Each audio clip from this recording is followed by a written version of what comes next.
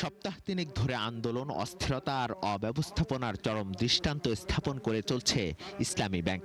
গ্রাহকদের দাবি আর কেন্দ্রীয় ব্যাংকের অবস্থান নিয়ে তৈরি হয় জটিলতা, যার প্রেক্ষিতে বাড়তি টাকা তোলার হিড়িক পড়ে প্রতিষ্ঠানটিতে। দেখা দেয় তারল্য সংকট, যা কাটাতে রোববার ২৫০০ কোটি টাকা সহায়তা দেয় নিয়ন্ত্রক সংস্থা। এমন পরিস্থিতির মধ্যে হঠাৎই আসে বড় পরিবর্তন। পরিচালনা পর্ষদের সাথে আলোচনার পর ভেঙে দেওয়া হয় পুরনো বোর্ড। সমস্ত দায়িত্ব দেওয়া হয় বাংলাদেশ ব্যাংকের নির্বাহী পরিচালক জহির হোসেনকে।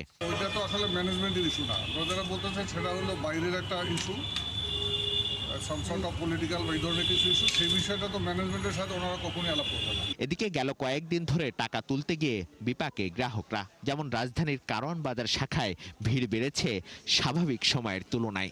গ্রাহকদের ভাষ্য, চলমান বিতর্ক ও অনিশ্চয়তার কারণে অনেকেই তুলে নিচ্ছেন আমানত। নিরাপদের স্থল ছিল বলেই তো আমরা ইসলামিক অ্যাকাউন্ট খুলছি। তো এস আলম যেহেতু বাংলাদেশ থেকে হাজার হাজার কোটি টাকা লুটপাট করে নিয়ে গেছে, তার কোনো দোষর যেন এখানে ব্যাক করতে না পারে, এটা অবশ্যই আমরা দাবি রাখি। গত সপ্তাহে টাকা ঢুকছে, মানে গ্রাম থেকে পাঠাইছে।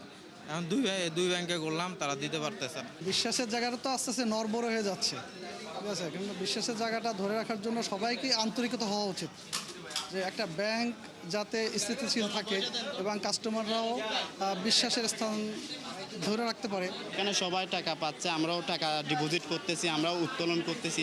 তথ্য অনুযায়ী ব্যাংকটি থেকে কয়েকদিনে প্রায় ৪৫০০ কোটি টাকা উত্তোলন হয়। আমরা গ্রাহকদেরকে এখানে যারাই আসে আমরা কম বেশি করে আমরা সবাইকে দিচ্ছি, গ্রাহকদেরকে এই মেসেজটাই দিচ্ছি যে আমাদের যে সমস্যা, এই সমস্যার খুব দ্রুত সমাধান হবে। ২-৩ গুণ বেশি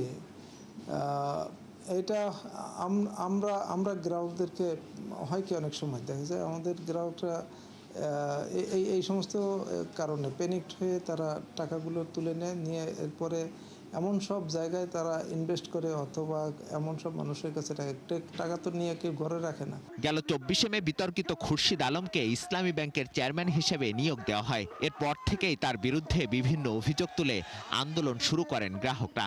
শেষ পর্যন্ত চলমান অস্থিরতা ও আস্থার সংকটের মুখে আবারও পর্ষদ ভেঙে দেয় কেন্দ্রীয় ব্যাংক। মিসবাহ হাসান, ৭১, ঢাকা।